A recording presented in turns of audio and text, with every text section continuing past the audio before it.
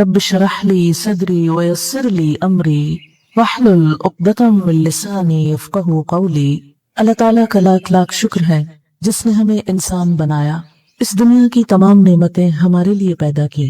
कुरान पाक में इरशाद बारी ताला है, खलक़ लकुम मा फिल अर्दि जमीआ, जो कुछ जमीन में है वो सारे का सारा उसने तुम्हारे लिए बनाया। इस जमीन पर बिखरी हुई बेशुमार किस्म की नेमतें सब इंसान की खिदमत में लगी हुई हैं। हमारे ऊपर फैला हुआ आसमान इंसान ही के लिए बनाया गया है। इंसान इस कायनात की मुअज़्ज़ज़ तरीन हस्ती है, अल्लाह ताला की तख्लीक का बेहतरीन शाहकार है। हमारी निगाहें जो कुछ भी देखती हैं उनमें से कोई भी चीज ऐसी नहीं जो खुद बनी हो, इसलिए कि कोई मामूली से मामूली चीज भी खुद नहीं बना करती। एक एक चीज अपनी तवज्जो हमारी तरफ खींचती है और बनाने वाले की याद हमारे दिल में पैदा करती है। ये सब नेमतें उसने क्यों बनाई, ये किसके लिए है? इससे उसकी अपनी जात को कुछ भी फायदा नहीं, ये हमारे लिए है। उसने अपने बंदों का दिल खुश करने के लिए जमीन के अंदर से, मट्टी से तरह तरह की नेमतें निकाल कर बंदों के लिए पेश की। हमारी भूख को मिटाने के लिए न सिर्फ ये कि ग़िज़ा पैदा की, बल्कि उस ग़िज़ा के अंदर रंग, जायका, खुशबू और हमारे दिल, नफ्स और हमारी रूह की सेटिस्फेक्शन रखी। वो चाहता तो हमारे लिए भी एक ही किस्म की ग़िज़ा पैदा कर देता। जैसा कि हम देखते हैं कि मुख्तलिफ जानवरों की ग़िज़ा क्या होती है। घोड़ा क्या खाता है? घास खाता है, दाना खाता है, लिमिटेड महदूद सी ग़िज़ा, लेकिन कितना काम करता है, कितनी ताकत रखता है। इंसान के लिए अल्लाह ने उसको कैसे मुसख्खर कर दिया है कि इंसान जैसे चाहे उस पर सवारी करे और दूर दराज पुरमशक्कत रास्तों पर उस पर सवार होकर जाए, जहाँ इंसान किसी और दूसरे तरीके से न पहुंच पाए। हत्ता कि आज के तरक्की याफ्ता दौर में भी इंसान खुद से खुद जहाजों के जरिए भी ऐसी पहाड़ी बर्फानी चोटियों तक नहीं पहुंच सकता जहाँ इस तरह के जानवर इंसान की खिदमत के लिए इंसान की मशक्कत को आसान करते हैं। भैंस क्या खाती है? एक ही किस्म की ग़िज़ा, उसका क्या जायका होता है?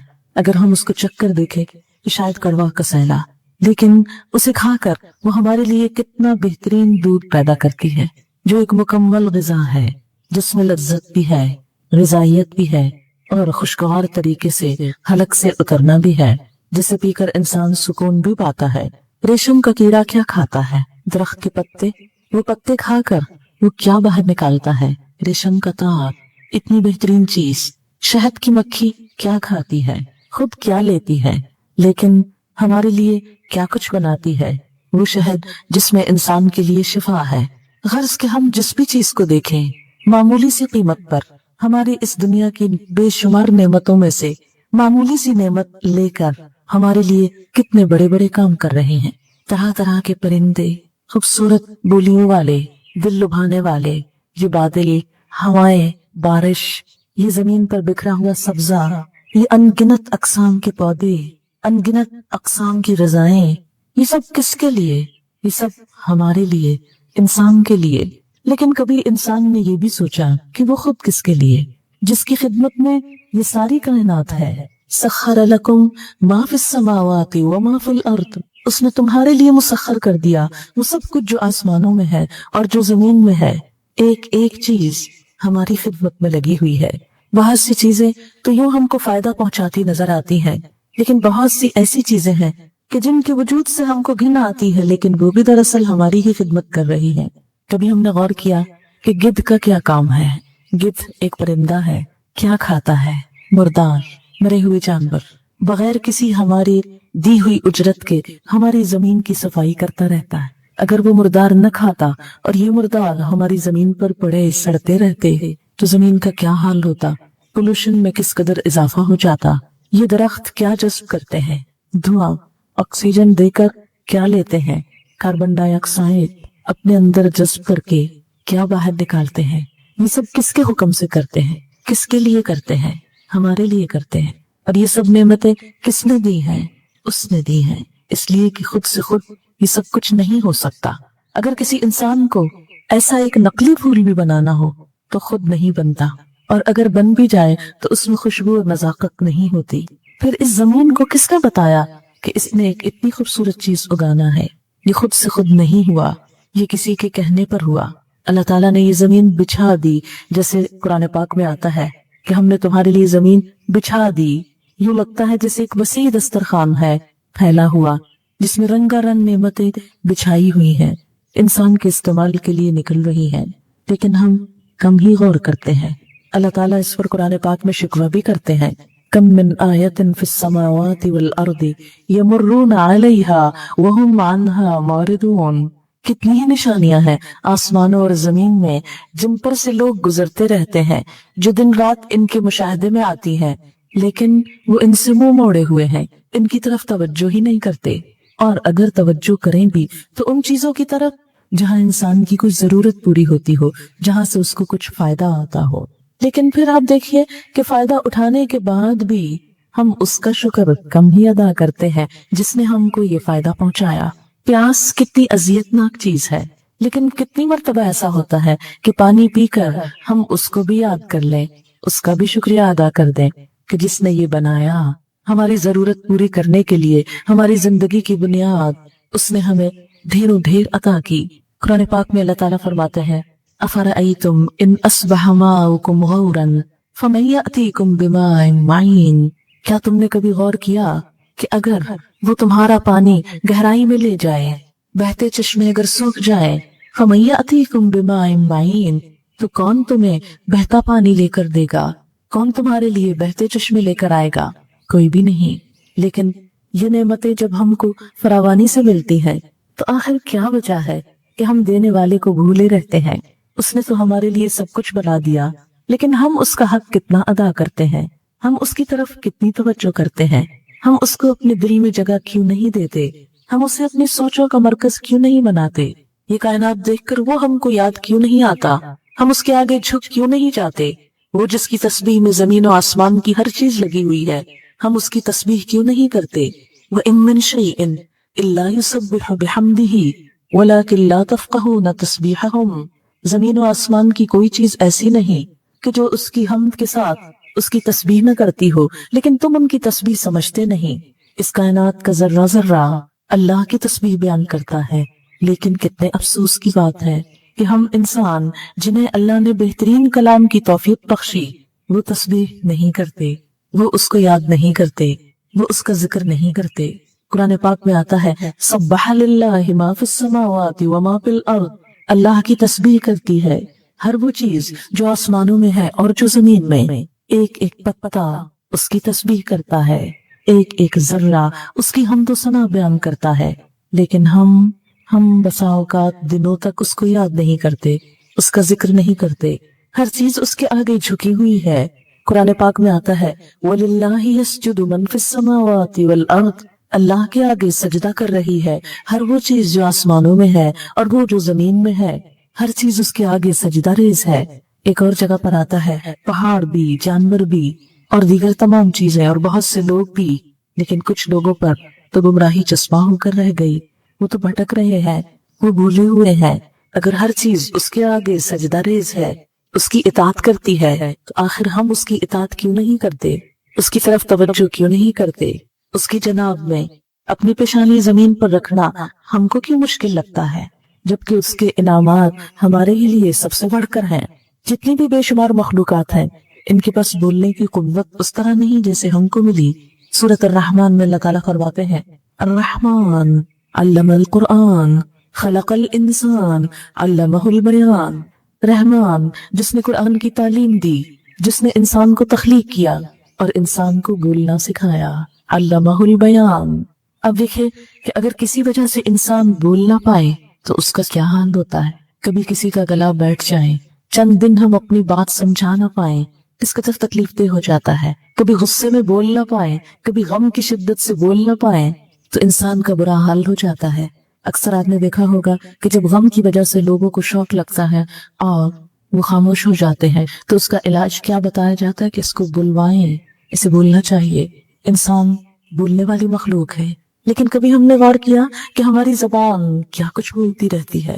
इस बेहतरीन बोलने की सलाहियत से हम फायदा उठाकर अल्लाह की तस्बीह क्यों नहीं करते, उसका जिक्र क्यों नहीं करते, उसको याद क्यों नहीं करते, उसकी तारीफ क्यों नहीं करते। वो तारीफ का मुस्तहिक तो है, लेकिन हमारी तारीफ का मोहताज नहीं।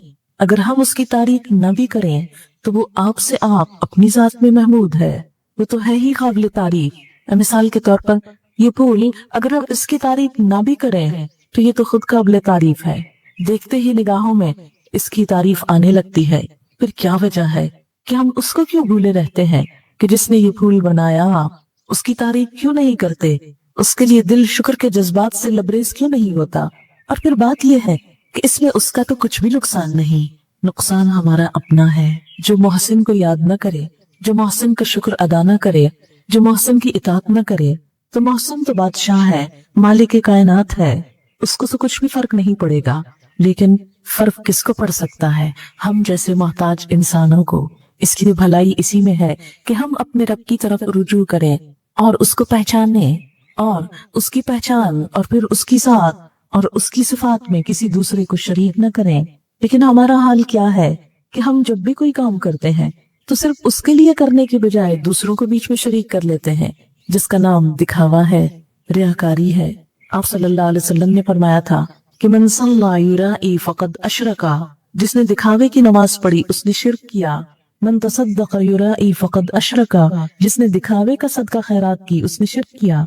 दिखावा खुफिया शिर्क है। आप सल्लल्लाहु अलैहि वसल्लम ने फरमाया था, इन्ना अख़वफ़ मा अख़ाफ़ु अलैकुम अश्शिर्कुल असग़र, मैं सबसे ज्यादा तुम्हारे बारे में जिस चीज से डरता हूँ वो शिर्क असगर है। कुल्ला वमा शिर्कुल असगर या रसूल अल्लाह, हमने पूछा ऐ अल्लाह के रसूल सल्लल्लाहु अलैहि वसल्लम, शिर्क असगर क्या होता है? तो उस मौके पर आपने फरमाया कि जो दिखावे की नमाज पढ़े, जो दिखावे का रोजा रखे, जो दिखावे का हज करे, वो शिर्क करता है। एक और हदीस में आता है कि मामूली सी रियाकारी भी शिर्क में दाखिल हो जाता। जब सब कुछ अल्लाह ने हमारे लिए बनाया तो हमारा भी फर्ज क्या बनता है कि अत्तहियातु लिल्लाहि वस्सलावातु वत्तय्यिबातु, हम हर नमाज में ये अल्फाज बोलते हैं कि तमाम तर अच्छे जज्बात और तमाम तर पाकीज़ा कलिमात और तमाम तर तारीफें सब की सब अल्लाह ही को ज़ेबा है। अल्हम्दुलिल्लाह, सब तारीफ उसी के लिए है। जब दिया उसने हमको तो हमारा भी फर्ज ये बनता है कि हम भी सब कुछ उसी के लिए करें, उसको सबसे बड़ा माने, सबसे बढ़कर उसी से मोहब्बत करें। कुरान पाक में अहले ईमान की सिफत बताई गई, वल्लज़ीना आमनू अशद्दु हुब्बन लिल्लाह, वो लोग जो ईमान लाए अल्लाह की मोहब्बत में सबसे ज्यादा शदीद होते हैं, हर चीज से बढ़कर उसको चाहते हैं। अल्लाह से जैसी मोहब्बत करनी चाहिए ऐसी मोहब्बत अगर किसी और से की जाए तो ये भी शिर्क की एक किस्म बनती है। क्योंकि कुरान पाक में अल्लाह ताला इस बात का शिकवा करते हैं कि लोगों में से कुछ ऐसे भी हैं जो अल्लाह के सिवा दूसरी हस्तियों से ऐसी मोहब्बत करते हैं जैसे अल्लाह से की जाती है। फिर आप देखिए कि अल्लाह की इताअत के मुकाबले में किसी और की इताअत, अल्लाह की बात के मुकाबले में किसी और की बात को बड़ा समझना, ये भी तो अल्लाह को नाराज करने का सबब बनता है। लेकिन आम रोजमर्रा जिंदगी में कितने ही मौके ऐसे आते हैं कि जहाँ अल्लाह की इताअत हमसे क्या तकाजा करती है कि हम एक काम करें और बंदे हमसे बिल्कुल उससे बरअक्स काम चाहते हैं। अमूमन हम क्या करते हैं, जो बंदे चाहते हैं वो कर जाते हैं और जो अल्लाह चाहता है उसको छोड़ देते हैं। कभी हम अपने नफ्स की ख्वाहिशात को सामने ले आते हैं और अल्लाह की बात को पीछे कर देते हैं। मसलन एक नमाजी की बात ले लीजिए, सुबह के वक्त आजान होती है, हम में से हर एक अपने आप से पूछे कि हम में से कितने लोग वो आजान सुनते हैं। जिंदगी में कितने दिन हमने फजर की आजान सुनी? कई साल जिंदगी में चंद गिने चुने दिन होंगे कि 5 आजानें हमने सुनी होगी। अमूमन 4 ही सुनते हैं। उस वक्त तो हम गहरी नींद में होते हैं जब फजर की आजान होती है, और अगर आंख खुल भी जाए तो अलार्म पे हाथ रख के बंद कर देते हैं। अल्लाह ताला बुलाते हैं, हय्या अलस सलाह हय्या अलल फलाह, अस्सलातु खैरुम मिनन नौम, अस्सलातु खैरुम मिनन नौम। आओ नमाज की तरफ, आओ कामयाबी की तरफ। नमाज नींद से ज्यादा अच्छी है, नमाज नींद से बेहतर है। लेकिन हम सब उस वक्त किसको प्रिपेयर करते हैं? हमारे नजदीक उस वक्त नींद नमाज से अच्छी है, क्योंकि हमारे दिल की ख्वाहिश, हमारी मर्जी और हमारी तमन्ना क्या होती है कि हम और सो लें। शैतान और थपक थपक के हमको सुला देता है और उठने नहीं देता। कितनी ही बेशुमार फजर की नमाजें सिर्फ हमने अपने दिल की खुशी, अपनी जाती सुकून और अपनी तमन्ना के लिए कुर्बान कर दी। अल्लाह ताला की तरफ से रोज आवाज आती रही, पुकारने वाला पुकारता रहा और हम गहरी नींद सोते रहे। जब हम अल्लाह के पास जाएंगे तो वो हमसे पूछेगा कि तुमने क्या किया जब मैं तुमको बुलाता था अपनी इबादत के लिए, तो तुमने कैसा रवैया अख्तियार किया? फिर हमारे पास क्या जवाब होगा? کیا اللہ کی بات کے مقابلے میں ہم اپنے نفس کی بات نہیں مانتے ہیں؟ پھر اسی طرح دن میں جب ہمارے کام کاج ہوتے ہیں اور دوسری طرف نماز کا وقت ہوتا ہے، عصر کا وقت ہے، مہمان ہیں، دوست ہیں، عزیز ہیں، رشتہ دار ہیں، اور دوسری طرف نماز کا وقت ہے، ہم کس کو ترجیح دیتے ہیں؟ ہماری پرائرٹی کیا ہوتی ہے؟ کتنے ہی مواقع زندگی میں ایسے آتے ہیں کہ جہاں ایک طرف اللہ کا حکم ہوتا ہے اور دوسری طرف لوگوں کی مرضی ہوتی ہے۔ ہم اگر روزمرہ زندگی پر غور کریں تو ہم عام طور پر کیا کرتے ہیں؟ ہم پہنتے لوگوں کی مرضی کا ہے، کبھی نہیں دیکھتے کہ اس کے بارے میں اللہ کی مرضی کیا ہے۔ ہمارے میل ملاقات کے طریقے زمانے اور وقت کی مرضی کے مطابق ہوتے ہیں۔ ہم یہ نہیں دیکھتے کہ انسانوں کے ساتھ تعلقات میں اللہ کی مرضی کیا ہے، وہ ہم سے کیا چاہتا ہے۔ ہمارے شادی بیاہ کے رسم و رواج کس کی مرضی کے مطابق ہوتے ہیں؟ کچھ چیزیں ہم نے ہندوؤں سے لے لی اور کچھ انگریزی تہذیب سے لے لی۔ ہم نے اسلام سے کیا کچھ لیا؟ اسی لیے تو اقبال نے کہا تھا کہ وضع میں تم نصارا، تمدن میں ہنود، تم وہ مسلمان کہ جنہیں دیکھ کے شرمائے یہود۔ آج مسلمان یہود کے ہاتھوں کیوں پٹ رہے ہیں؟ حالانکہ یہود تو وہ قوم ہے جس کے بارے میں قرآن پاک میں کہہ دیا گیا کہ اللہ نے ان پر ذلت و مسکنت دے ماری، وَضُرِبَتْ عَلَيْهِمُ الذِّلَّةُ وَالْمَسْكَنَةُ وَبَاءُوا بِغَضَبٍ مِّنَ اللَّهِ۔ لیکن آج کیا بچا ہے کہ جو قوم اللہ کی مغضوب ہے، جس پر اللہ کی ناراضگی ہے، ہم اس کے ہاتھوں سے لیل و خوار ہوں، اللہ کو ماننے والے اس مشکل کا شکار ہوں۔ ہاں، اس لیے کہ اللہ کو ماننے والے صرف زبان سے ماننے والے رہ گئے، عملی طور پر آج کوئی بھی ابراہیم نہیں رہا کہ جس نے ایک اللہ کی وحدانیت کے لیے، ایک اس کے نام کے لیے سارے بت توڑ ڈالے تھے اور کسی کا خوف اس کو لاحق نہیں ہوا۔ ابراہیم علیہ السلام نے جب توحید کا پرچم بلند کیا، جب شرک کو نگیٹ کیا، تو انہوں نے اس کا عملی مظاہرہ بھی کیا۔ وہ تمام بت توڑ دیے کہ جو اللہ کے سوا پوجے جاتے تھے۔ پورے کے پورے خاندان اور ان کا معاشرہ اس شرک میں مبتلا تھا، لیکن ان سارے اندھیروں میں ابراہیم علیہ السلام نے ایک نیا راستہ اختیار کیا کہ مجھے شرک کا نہیں، ایک خدا کی اطاعت اور وحدانیت کا راستہ اختیار کرنا ہے۔ لیکن ہم مسلمان ہوتے ہوئے بھی آج کتنے ہی بت ایسے ہیں کہ جن کو ترجیح دیے ہوئے ہیں۔ ہمیں جب کوئی مشکل پیش آتی ہے تو ہم کس کی طرف رجوع کرتے ہیں؟ کبھی ہم نے غور کیا آج ہم مسلمانوں کے اندر ہی ایسے لوگ موجود ہیں کہ جو مشکل کے وقت، تکلیف کے وقت اللہ کے در پہ جانے کی بجائے، اللہ کے آگے سر جھکانے کی بجائے قبروں کا رخ کرتے ہیں، قبر والوں سے مانگتے ہیں، ان کی طرف جھکتے ہیں، انسانوں سے توقعات رکھتے ہیں۔ ہم سب جانتے ہیں کہ ابراہیم علیہ السلام نے کیا کیا تھا۔ ایک دودھ پیتا بچہ اور بیوی ایک صحرا میں چھوڑ کر آ گئے تھے۔ کس کے بھروسے پر؟ وہاں تو کھانا پانی بھی نہیں تھا۔ اللہ کے بھروسے پر توکل کی کیسی مثال قائم کی کہ وہاں کوئی اور نہیں، کوئی انسان نہیں، کوئی رشتہ دار نہیں، وہ ایک خاتون حضرت ہاجرہ اور ان کا ایک بچہ حضرت اسماعیل علیہ السلام، جن کے لیے وہاں پانی تک نہیں۔ لیکن جب انہوں نے مکمل طور پر اپنے آپ کو اللہ کے حوالے کر دیا تو اللہ تعالیٰ نے اس بچے کی ایڑیاں رگڑنے سے چشمہ جاری کر دیا اور ان کے لیے وہاں اس بیابان میں غذا کا اہتمام کر دیا۔ آج ہمیں تھوڑی سی بھی مشکل ہو تو ہم اللہ سے مایوس ہو جاتے ہیں اور اس سے ماننے کے بجائے دوسروں کی طرف نظر اٹھاتے ہیں۔ ہمیں جب بھی کوئی دکھ اور تکلیف آتا ہے، ہم میں سے کتنے لوگ ہیں جو سب سے پہلے اللہ کی طرف نظر اٹھائیں کہ میرا رب زندہ ہے، موجود ہے، وہ میری مدد کرے گا۔ نہیں، ہم انسانوں کا سہارا لیتے ہیں کہ اس مشکل میں کون کام آئے گا، اس پریشانی میں کون سہارا بنے گا۔ تو اصل توحید کیا ہے؟ اصل دین کیا ہے؟ کہ انسان سجدہ بھی اس کے آگے کرے، عبادت اور اطاعت بھی اسی کی کرے، اس کے مقابلے میں کوئی بھی اور آئے تو وہ اس کی نظر میں چھوٹا ہو اور اللہ کی ذات بڑی ہو۔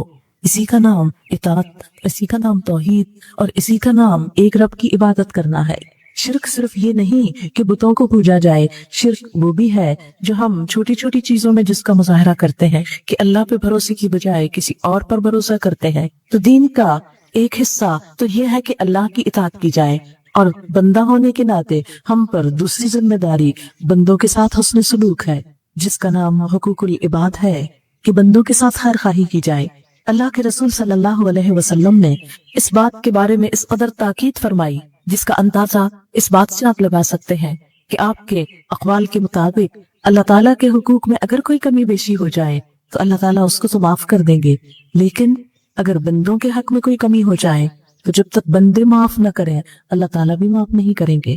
اور پھر کیا ہوگا کہ اس روز سب انسانوں کو حق دیا جائے گا کہ وہ اپنا بدلہ لے لیں، لیکن بدلہ لینے کے لیے اس روز نہ تو मालो दौलत होगा कि इंसान उससे बदला दे सके और ना ही मारने से कोई बदला चुकाया जा सकेगा। तो फिर कैसे बदला होगा? आपने फरमाया कि बदला इस तरह होगा कि उस नेक इंसान की नेकियां हकदारों में तकसीम कर दी जाएंगी। मसलन अगर एक शख्स ने किसी को गाली दी होगी नाहक, तो क़यामत के दिन क्या होगा? जितने दर्जे की गाली थी, जितने वजन की थी, उतने वजन की नेकियां उस शख्स के अमाल नामे से लेकर उसको दे दी जाएंगी जिसको गाली पड़ी थी। किसी की बैक बाइटिंग की, आमतौर पर लोग पीठ पीछे दूसरों की बुराइयां करते चले जाते हैं बेवजह में, सिर्फ अपने दिल का गुस्सा ठंडा करने में, कभी एक से करते, कभी दूसरे से, कभी तीसरे से। लेकिन हम कभी नहीं सोचते कि जो बुराई हम किसी की कर रहे हैं वो बज़ाहिर तो बुराई कर रहे हैं, लेकिन दरअसल उस बुराई के अंदर अपनी नेकियां लपेट के उसको भेज रहे हैं। क़यामत के दिन क्या होगा कि दुनिया में जिसकी बुराई की होगी उन सब के लिए इंसान की नमाज और रोजों की नेकियों में से निकाल कर जिनकी बुराई होगी उनकी तरफ वो नेकियां मुंतकिल कर दी जाएंगी। और इस तरह बिल आखिर वो इंसान जो पहाड़ों बराबर नेकी लेकर आएगा बिल्कुल मुफलिस खल्लाश होकर बैठ जाएगा। और अभी भी लोग खड़े होंगे जो अपना हक मांगते होंगे, लेकिन इसके पास अब देने को कुछ नहीं। अब उनकी बुराइयां लेकर इसके पल्ले में डाल दी जाएंगी और उनकी सजा भी ये भुगतेगा। यह है इंसानों को सताने का सिला। लेकिन हम इसके बारे में बहुत कम सोचते हैं। धोखा, फरेब, झूठ, बतहदी, वादा खिलाफी, ये चीजें इतनी आम हो गई हैं कि अमूमन हमको एहसास भी नहीं होता कि हम किसी दूसरे को सताने का सबब बन रहे हैं।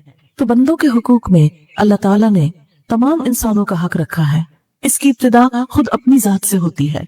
वो किस तरह कि इंसान की अपनी जात के लिए, मसलन इंसान के लिए हक है कि वो अपनी जान को बचाए, अपनी जान को हलाकत में न डाले, कोई ऐसा काम न करे कि जिससे उसकी जान जाया होने का खतरा हो। इसी तरह इंसान का हक है कि उसके माल को तहफ़्फ़ुज़ मिले, कोई ऐसा काम न करे कि जिससे उसके माल का नुकसान हो। इंसान को अल्लाह ने हक दिया, शरीयत ने हक दिया कि उसकी इज्जत का तहफ़्फ़ुज़ हो। कोई ऐसा काम न करे कि जिससे इंसान दूसरों की निगाह में जलील हो। कोई ऐसा काम न करे जिससे इंसान की अकल का नुकसान हो। कोई ऐसा काम न करे जिससे इंसान के दीन का नुकसान हो। दीन इस्लाम इंसान को उसके इंडिविजुअल, इनफरादी और उसके अपने हुकूक देने को आया है। फिर उसके बाद अपनी जात के बाद सबसे पहला हक जिसका बताया गया वो इंसान के वालिदैन है, फिर उसके बाद रिश्तेदार हैं, फिर उसके बाद इंसान के हमसाए हैं, फिर गरीब और यतीम हैं, फिर एक शहर में रहने वाले लोग, एक माशरे में रहने वाले लोग, एक मुल्क में रहने वाले लोग और पूरी दुनिया के लोग, खा वो मुसलमान हो या गैर मुस्लिम हो। और उसके बाद न सिर्फ ये कि इंसान बल्कि इसके अलावा भी जो दीगर मखलूक है उनके भी हुकूक बताए गए। इस्लाम तो जानवरों तक के हुकूक बताता है कि किसी जानवर को सताया न जाए, उसे परेशान न किया जाए। एक औरत जो बहुत नमाजी थी, उसने एक बिल्ली को अंदर बांध कर भूखे मार दिया।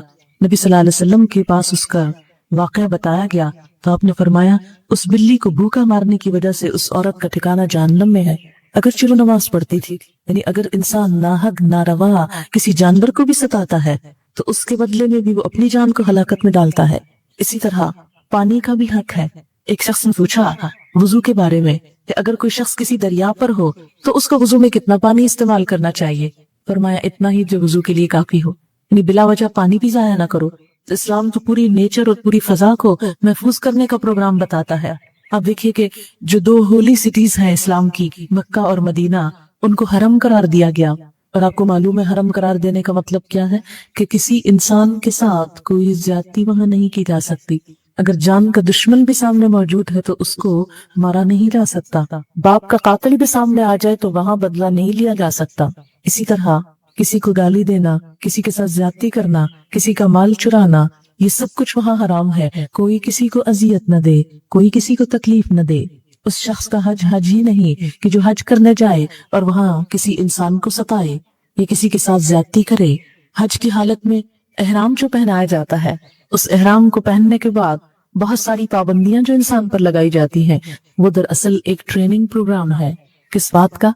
कि इंसान दूसरों को अजियत न दे, हत्ता कि जानवरों तक को न दे। रोजे की हालत में हमें सिर्फ खाने पीने से ही नहीं रोका गया, बल्कि जबान और हाथ की तकलीफदेह चीजों से भी रोका गया। मुसलमान की तो तारीफ ही ये बताई गई, अल मुस्लिमु मन सलिमल मुस्लिमून मिन लिसानिही व यदिही। मुसलमान वो है जिसकी हाथ और जबान से दूसरे मुसलमान महफूज रहे। आप सल्लल्लाहु अलैहि वसल्लम ने रोजे के बारे में फरमाया कि जिसने रोजा रखकर गाली देना और दूसरों को सताना न छोड़ा, अल्लाह को उसके भूखा प्यासा रहने की कोई जरूरत नहीं।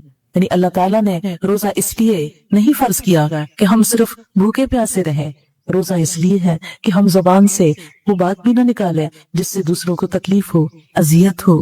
اسی طرح زکوٰۃ بظاہر اللہ کا حق ہے، لیکن دیکھا جائے تو بندوں کو ہی اس سے فائدہ پہنچتا ہے۔ اللہ کا حق ادا کرتے ہوئے بندوں کا فائدہ سوچا گیا، بندوں کو دلوایا گیا۔ تو غرض یہ کہ جتنی بھی عبادات ہیں ان میں سے کوئی بھی چیز اللہ تعالیٰ کی ذات کو فائدہ نہیں دیتی، خود انسان ہی کے لیے فائدہ مند ہے۔ پھر انسانوں کے حقوق میں سب سے بڑھ کر والدین کا حق۔ قرآن پاک میں اللہ تعالیٰ فرماتے ہیں وَقَضَىٰ رَبُّكَ أَلَّا تَعْبُدُوا إِلَّا إِيَّاهُ وَبِالْوَالِدَيْنِ إِحْسَانًا، اور آپ کے رب نے فیصلہ فرما دیا کہ تم خدا کے سوا کسی کی بندگی نہ کرو اور والدین کے ساتھ نیک سلوک کرو۔ حضرت عبداللہ بن مسعود کہتے ہیں میں نے نبی صلی اللہ علیہ وسلم سے پوچھا کون سا عمل خدا کو سب سے زیادہ محبوب ہے؟ آپ نے فرمایا وہ نماز جو وقت پر پڑھی جائے۔ میں نے پھر پوچھا اس کے بعد کون سا کام؟ فرمایا ماں باپ کے ساتھ اچھا سلوک، یعنی نیکیوں میں اعلیٰ ترین درجے کی نیکی کیا ہے کہ اپنے والدین کے ساتھ اچھائی اور بھلائی کی جائے۔ میں نے پوچھا اس کے بعد؟ آپ نے فرمایا جہاد فی سبیل اللہ، یعنی اللہ کی راہ میں جنگ کرنا، جہاد کرنا بھی اس سے کم نیکی ہے۔ اس سے زیادہ بڑی نیکی کیا ہے؟ والدین کے ساتھ اچھا سلوک کرنا۔ حضرت عبداللہ فرماتے ہیں ایک آدمی نبی صلی اللہ علیہ وسلم کی خدمت میں حاضر ہوا، کہنے لگا میں آپ کے ہاتھ پر ہجرت اور جہاد کے لیے بیعت کرتا ہوں اور خدا سے اس کا اجر چاہتا ہوں۔ آپ نے پوچھا کیا تمہارے ماں باپ میں سے کوئی ایک زندہ ہے؟ اس نے کہا جی ہاں، بلکہ اللہ کا شکر ہے دونوں زندہ ہیں۔ آپ نے فرمایا تو کیا تم واقعی خدا سے اپنے ہجرت اور جہاد کا بدلہ چاہتے ہو؟ اس نے کہا جی ہاں۔ آپ نے فرمایا تو اپنے ماں باپ کی خدمت میں رہ کر ان سے نیک سلوک کرو۔ حضرت ابو امامہ فرماتے ہیں ایک شخص نے نبی صلی اللہ علیہ وسلم سے پوچھا یا رسول اللہ صلی اللہ علیہ وسلم ماں باپ کا اولاد پر کیا حق ہے؟ فرمایا ماں باپ ہی تمہاری جنت ہے اور وہی تمہارا دوزخ ہے، یعنی اگر وہ خوش ہیں تو تمہارے لیے جنت ہے اور اگر وہ ناراض ہیں تو تمہارے لیے جنت سے محرومی ہے۔ والدین کے ساتھ اچھا سلوک کیسے کیا جائے؟ اس کے لیے سب سے پہلی بات یہ کہ ان کے ساتھ شکر گزاری کا رویہ ہو۔ انہوں نے جس طرح اولاد کو تکلیفیں اٹھا کر پالا ہے اس تکلیف کو ذہن میں رکھ کر ان کے ساتھ احسان کا سلوک ہو، ان کی طرف سے زیادتی بھی آئے وہ ظالمانہ رویہ بھی اختیار کرے تو جواب میں انسان ایسا نہ کرے۔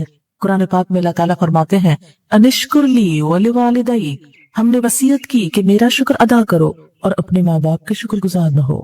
دوسری بات یہ کہ ماں باپ کو ہمیشہ خوش رکھنے کی کوشش کی جائے، وہ ہو یا نہ ہو اپنی طرف سے کوشش جاری رکھی جائے۔ اور یہ کس طرح ہو سکتا ہے کہ ان کی مرضی اور مزاج کے خلاف بات نہ کی جائے۔ جب پتہ چل جائے کہ کوئی خاص چیز ان کو پسند نہیں تو بار بار اس کا ذکر نہ کیا جائے، ان کو تکلیف نہ دی جائے، ایسے مطالبے نہ کیے جائیں جس سے ان کو اذیت ہو، ان سے ایسی چیزیں نہ مانگی جائیں کہ جسے وہ پورا نہ کر سکتے ہوں اور ان کا دل اڑتا ہو، اور اسی طرح کوئی ایسی بات نہ ہو جس سے ان کے جذبات کو ٹھیس لگے۔ قرآن پاک میں اللہ تعالیٰ فرماتے ہیں اما يبلغن عندك الكبر احدهما او كلاهما فلا تقل لهما اف ولا تنهرهما، اگر ان میں سے ایک یا دونوں تمہارے سامنے بڑھاپے کی عمر کو پہنچ جائیں تو تم ان کو اف تک نہ کہو اور نہ ان کو چھڑک کے بات کرو، یعنی ماں باپ کے سامنے اف بھی نہیں کہہ سکتے۔ اف انسان کب کہتا ہے؟ جب بہت تکلیف میں ہوتا ہے، اف کہ بہت ہو گیا۔ فرمایا نہیں، سامنے نہ کہو ان کے اف، اتنا ادب اور احترام۔ اور خاص طور پر جب انسان بوڑھا ہو جاتا ہے، بڑا ہو جاتا ہے تو قوت برداشت کم ہو جاتی ہے۔ ماں باپ بھی کمزوری کی وجہ سے ایک ہی بات بار بار دہرائے جاتے ہیں، جو بات ان کے ذہن میں بیٹھ جاتی ہے اس کا بار بار تذکرہ کرتے ہیں اور انسان ایک ہی چیز کی تکرار سے تنگ آ جاتا ہے اور بعض اوقات بچوں کی طرح ان کو ڈانٹ دیتا ہے۔ نہیں، اس کی اجازت نہیں۔ انسان وہاں سے ہٹ جائے، سنتا چلا جائے، کوئی اور کام کرنے لگے، لیکن ان کو چھڑک کر بات نہ کرے۔ حضرت عبداللہ بن عمر کہتے ہیں نبی صلی اللہ علیہ وسلم نے فرمایا خدا کی خوشنودی والد کی خوشنودی میں ہے، خدا کی ناراضگی والد کی ناراضگی میں ہے، یعنی اگر کوئی اپنے خدا کو خوش رکھنا چاہے تو کیا ضروری ہے؟ والد کو خوش رکھے۔ حضرت عبداللہ کا بیان ہے کہ ایک آدمی اپنے ماں باپ کو روتا ہوا چھوڑ کر آپ کی خدمت میں حاضر ہوا تو آپ نے فرمایا جاؤ اپنے ماں باپ کے پاس، ان کو اسی طرح خوش کر کے آؤ جس طرح تم ان کو رلا کر آئے تھے۔ پھر والدین کا حق کس طرح ادا کیا جائے؟ ان کی خدمت کر کے۔ خدمت کے لیے آپ صلی اللہ علیہ وسلم نے ایک مرتبہ خطبے کے لیے جب مسجد میں تشریف لے گئے، ایک سیڑھی پر قدم رکھا تو فرمایا آمین، دوسری پر قدم رکھا تو فرمایا آمین، تیسری پر قدم رکھا تو فرمایا آمین۔ لوگوں نے پوچھا یا رسول اللہ صلی اللہ علیہ وسلم آپ نے کس کی دعا پر آمین کہا ہے؟ फरमाया जब पहली सीढ़ी पर कदम रखा तो जिब्रील मेरे पास आए, दूसरी पर भी और तीसरी पर भी, और तीसरी सीढ़ी पर कदम रखते हुए जिब्रील ने ये दुआ की कि जो शख्स वालिदैन को दोनों या उनमें से एक को बुढ़ापे की हालत में पाए और फिर उनकी खिदमत करके जन्नत न कमाए, उस पर सारी मखलूक की लानत, यानी वो अल्लाह की रहमत से महरूम हो। तो उस पर मैंने आमीन कहा। आप सोचिए कि जिस दुआ के मांगने वाले जिब्रील हों और उस पर आमीन कहने वाले मोहम्मद रसूलुल्लाह हों सल्लल्लाहु अलैहि वसल्लम, फिर उसकी कबूलियत में क्या शक रह जाता है। लेकिन बहुत दफा दिलदोज मनाजिर देखने में आते हैं कि वालिदैन खिदमत तो क्या औलाद की शक्ल देखने को तरसते हैं और बच्चों के पास वक्त नहीं कि वो अपने दुनिया के काम कारोबार छोड़कर किसी वक्त माँ बाप को सिर्फ अपनी शक्ल दिखाने के लिए ही हाजिर हो जाएं। फिर इसी तरह अदब और एहतराम से बात करनी चाहिए। कुरान पाक में अल्लाह ताला फरमाते हैं वकुल्लहुमा कौलन करीमा, और उनसे एहतराम की बात करो। एक मर्तबा हजरत अब्दुल्लाह बिन उमर ने हजरत इब्ने अब्बास से पूछा, क्या आप ये चाहते हैं कि जहन्नम से दूर रहे और जन्नत में दाखिल हो? उन्होंने जवाब दिया, क्यों नहीं, खुदा की कसम यही चाहता हूँ। हजरत इब्ने उमर ने पूछा, आपकी वालिदैन जिंदा है? इब्ने अब्बास ने कहा, जी मेरी वालिदा जिंदा है। तो इब्ने उमर ने फरमाया, तुम उनके साथ नरमी से गुफ्तगू करो, उनके खाने पीने का ख्याल रखो, तो जरूर जन्नत में जाओगे, बशर्ते के कबीरा गुनाहों से बचो। तो हुस्न सुलूक का मतलब क्या है कि जब बात करो तो नरमी से करो, और जब उनको कोई जरूरत पेश आए तो उसको पूरा कर दो, यानी उनके खाने पीने या जरूरियात जिंदगी का ख्याल रखे। मसलन करीब हो तो लिटरली जैसे खाना खुद खाते वक्त या उनकी पसंद की चीजें उनके सामने रखी जाए, लेकिन अगर दूर हो तो उनकी पसंद की चीजें अपने माल से उनके लिए कुछ ना कुछ भिजवाया जाए ताकि वो खुद अपनी खुशी से कुछ अपने लिए ले सके, क्योंकि वालिदैन के लिए औलाद का माल उनके अपने माल ही की तरह है। हजरत अबू हुरैरा ने एक बार दो आदमियों को देखा, एक से पूछा ये दूसरे कौन है? उसने कहा ये मेरे वालिद हैं। आपने फरमाया देखो इनका नाम न लेना, यानी इस्लामी अदब क्या है कि माँ बाप को नाम से न पुकारा जाए, मिस्टर और मिसेस कह के न पुकारा जाए, और कभी इनसे आगे न चलना, यानी चलते वक्त खुद आगे नहीं बढ़ना, माँ बाप को आगे बढ़ाना, और कभी इनसे पहले बैठना भी नहीं, यानी अदब और एहतराम की कैसे खूबसूरत तरीके सिखाए गए। फिर इसी तरह वालिदैन के हुकूक में से ये बात है कि उनके साथ आजिज़ी और इनकिसारी से कहा जाए। कुरान पाक में अल्लाह ताला फरमाते हैं वख्फिद लहुमा जनाहज़्ज़ुल्लि मिनर रहमा, और आजिज़ी और नरमी से उनके सामने बिछे रहो, यानी अपने कंधे भी झुकाकर, इवन पोस्चर में भी आजिज़ी हो, तकब्बुर से गर्दन उठाकर और अकड़ कर टांग पे टांग रख के उनके सामने बैठकर शाउट नहीं करना चाहिए। ये चीज अल्लाह ताला को सख्त नाराज करती है। हमारी नई जनरेशन, हम उसे खुद इस तरह की तरबियत बाजू कर देते हैं कि ये जाहिर करने के लिए कि बच्चे बहुत कॉन्फिडेंट हैं, बढ़ बढ़ कर माँ बाप के सामने भी बदतमीजी से बोलने लगते हैं, और सब उस पर खुश हो रहे होते हैं कि बच्चे में इतना कॉन्फिडेंस है कि किसी का भी डर नहीं, माँ बाप का भी खौफ नहीं।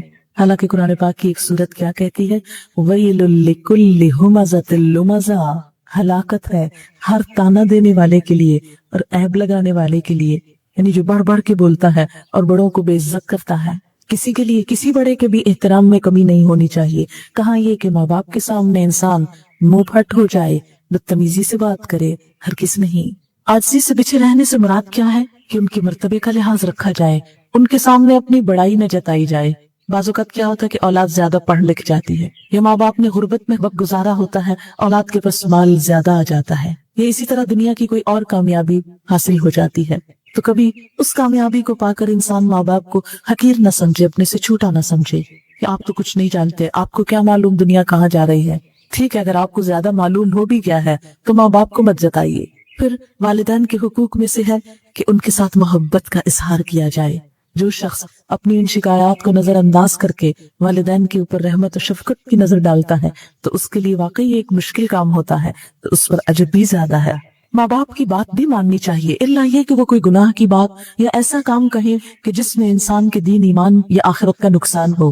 हजरत अबू सईद का बयान है कि यमन का एक आदमी आपकी खिदमत में हाजिर हुआ।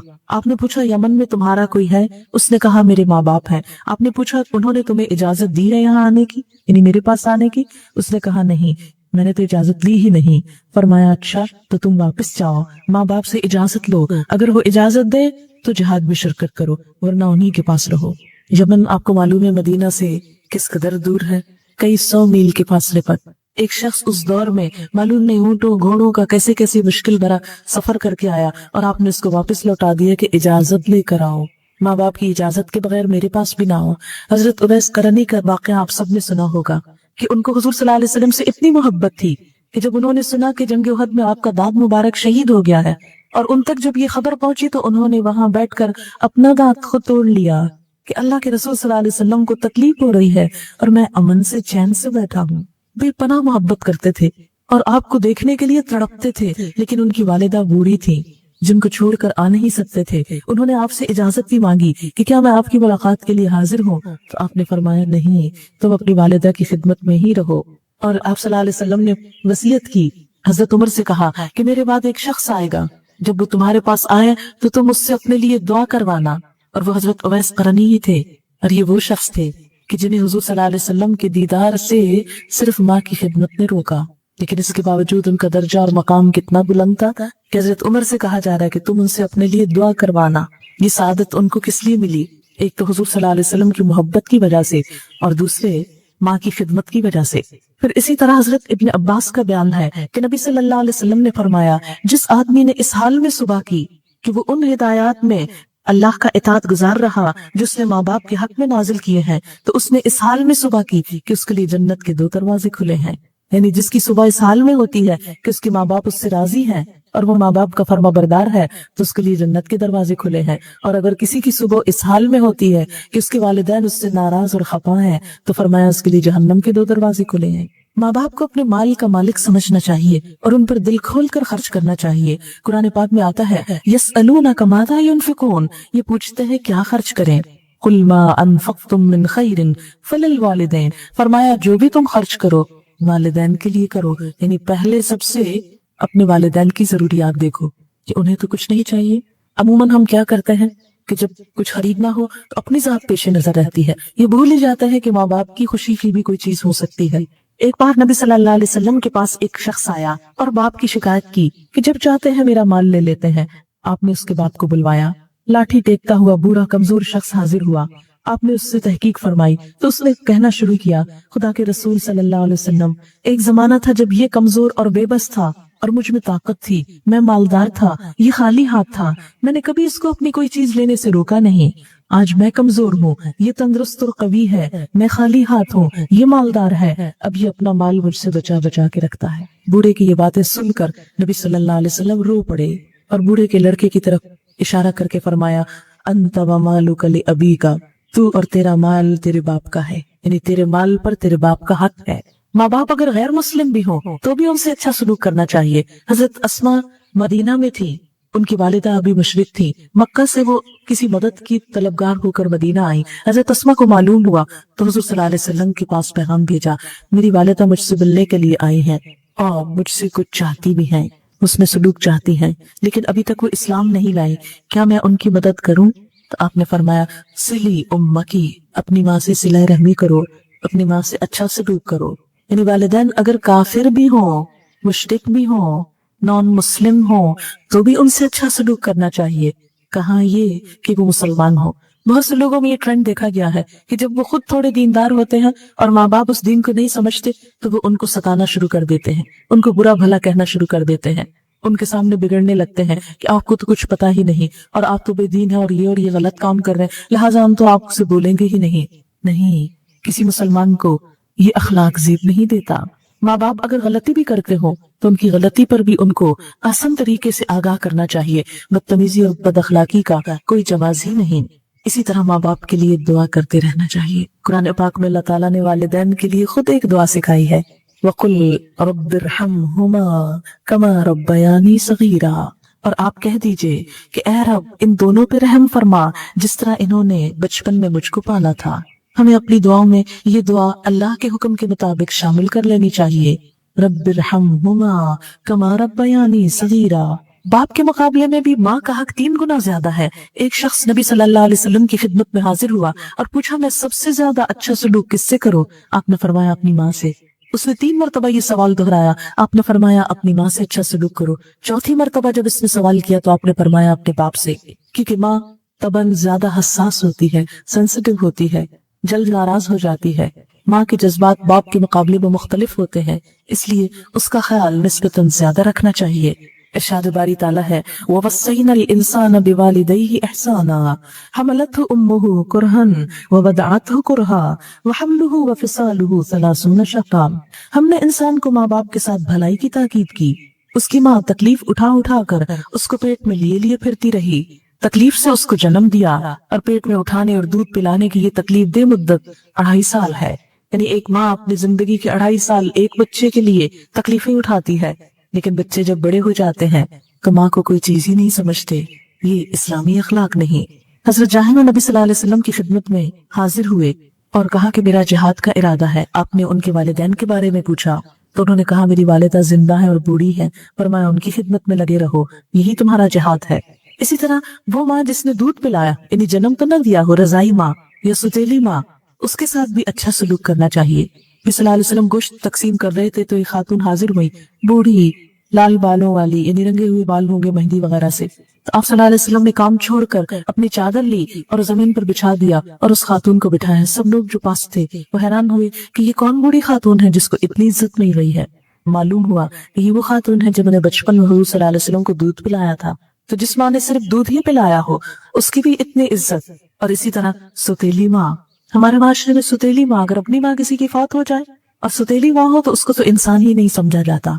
हालांकि हम देखते हैं कि हजरत यूसुफ अलैहिस्सलाम, उनकी अपनी वालिदा फौत हो चुकी थी, लेकिन जब हजरत याकूब अलैहिस्सलाम अपने बाकी बच्चों और अपनी बीवी समेत मिस्र में आए तो उन सबको हजरत यूसुफ अलैहिस्सलाम ने इज्जत दी और अपने बाप के साथ अपनी सुतेली माँ को भी अपने करीब अर्श पर बिठाया, यानी अपने साथ जो उनकी खास मसनत थी उस पर अपनी सौतेली माँ को भी बिठाया है। उनको भी ऐसी ही इज्जत दी जैसे उनकी अपनी वालिदा होती तो उनको वो इज्जत देते थे। माँ का तो लफ्ज़ ही बहुत मुअज़्ज़ज़ है, मुहतरम है। इसी तरह माँ में एक और माँ भी है जिसको सास कहा जाता है। हमारे माशरे में बहुत मजलूम है और अमूमन उसको एक जालिम की हैसियत में पोर्ट्रे किया जाता है, लेकिन ताली 2 हाथ से बचती है, 1 से नहीं बचती।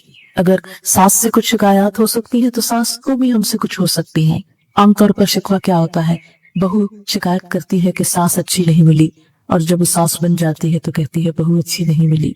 लेकिन ये ताल्लुकात भी अगर इंसान एहसान के जज्बे से और अल्लाह का हुक्म समझते हुए बड़ों के एहतराम के जज्बे के साथ उनके साथ भी अगरचे उनकी ज्यादती भी हो और अच्छा सलूक करे तो ये इंसान के अपने अखलाक की दलील है। किसी की ज्यादती के जवाब में अच्छा सलूक करना खुद इंसान के अपने अखलाक की बुलंदी की अलामत है। अगर एक शख्स ज्यादती कर रहा हो और जवाबन दूसरा भी ज्यादती शुरू कर दे तो दोनों का लेवल बराबर हो जाता है।